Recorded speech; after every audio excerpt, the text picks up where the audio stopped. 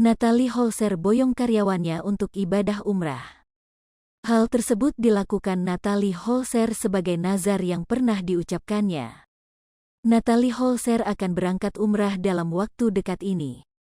Natalie Holzer pun mulai mempersiapkan diri untuk melakukan ibadah umrohnya untuk yang pertama kali.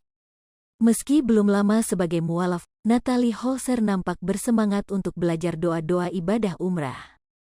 Apalagi aku kan udah nazar pengen umrah itu, aku bawa karyawan-karyawan aku juga, ungkap Natalie Holzer dilansir dari Grid ID pada Rabu, tanggal 12 Oktober tahun 2022.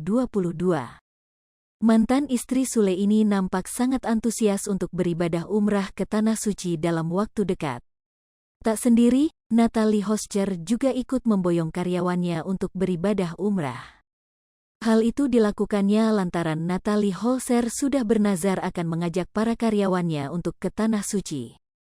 Oleh karena itu, Ibu Atzam Adriansyah ini pun harus mempersiapkan banyak hal sebelum berangkat umrah.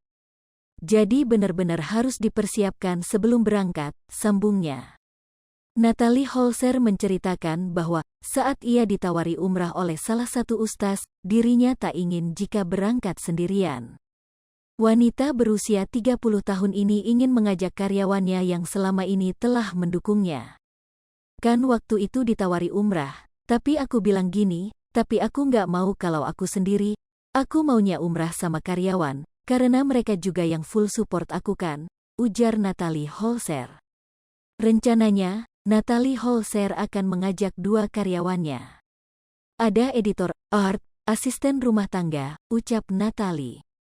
Mantan DJ ini mengungkapkan antusiasnya yang berkesempatan untuk menjalani ibadah umrah setelah 2 tahun menjadi mualaf. Aku kan mualaf jadinya pengen banget lah pastinya umrah, kata Natalie.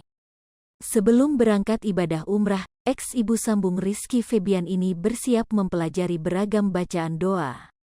Natalie menyebut jika nanti dirinya juga akan dituntun untuk bacaan doa ibadah umrah. Belum, nanti diajarin, ucap Natalie.